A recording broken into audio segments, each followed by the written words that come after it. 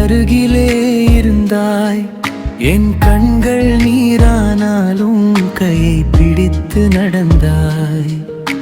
இருள் சூழ்ந்த பாதையில் ஒளியாக நீ வந்தாய்.